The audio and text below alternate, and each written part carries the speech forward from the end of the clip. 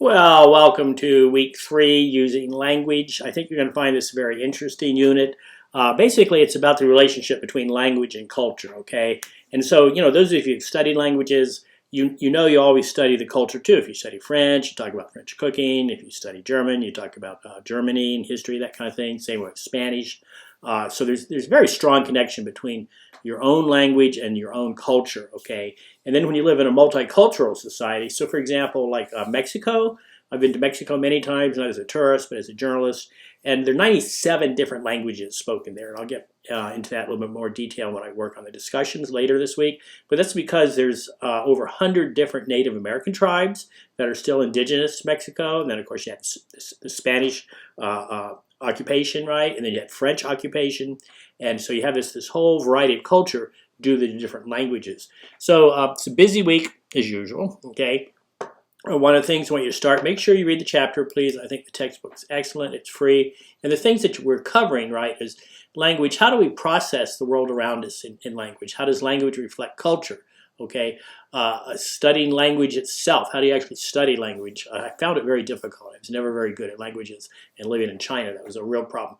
But a lot of my friends in China, American expats, French expats, German expats, South African expats, they learned the language, okay? Bilingualism and multilingualism, that's supposedly very, very good for you. It creates different things in your brain that helps you be smarter, helps you learn more as you study languages. The trick is you need to do it at kind of at your ages, at a younger age than at my age, unfortunately. So basically, that's what we're about. We're about language and culture, this unit. Now let me look at the unit itself, okay? Read the chapter, please. Here's some videos. What do the people of Amazon know that you don't? You've got to find that a fascinating video. Can your language affect your ability to save money? How does language actually impact us, not just to create the culture, but how does it impact the way we do things, all right? Don't insist on English. The United States goes through this periodically. Should English be the mandatory language? Should there be laws enforcing what people speak, that kind of thing? We live in kind of a highly, very tense time right now for a variety of reasons. And right now with the coronavirus, okay, there's a very strong anti-Chinese feeling, which is really a shame. I used to live there in China. Lovely people, lovely culture, lovely country, all right? And they're no more to blame for disease originating there as anybody else is, okay? It's not any person's fault like that, all right? The world's English mania, all right, you can do that. Drains from endangered cultures. As cultures lose their language, their own culture is endangered. And one of the things that happened with the Native Americans in this country is many of the children, not many, nearly all, after the Indian Wars were over, were sent off to boarding schools, and they were forbidden to speak their own language there because the thought was to eradicate the Native American culture.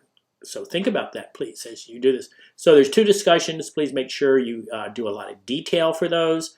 These are critical thinking discussions. I grade them very rigorously. You need to show me, prove to me that you've listened to the videos, that you've read the chapter material, and that you can incorporate it into your own thinking. The same with learning journal number 3. There's 2 prompts related to 2 videos. You need to show me you've watched the videos. You need to show me that you've read the textbook. You need to incorporate that thinking and prove to me that you're highly engaged in these issues that are presented in this particular unit. Okay, so if you have questions, you know how to get a hold of me. Good luck. This is a time where we need to stay calm. We need to have social distancing, okay? Don't be depressed, all right? This will end, I promise you. I'm old enough to remember other national emergencies, all right? Things I've lived through where I didn't think I was going to live through it at the time, but I did, okay? So just stay calm, do the best that you can, stay focused. We're all going to come out of this together, all right?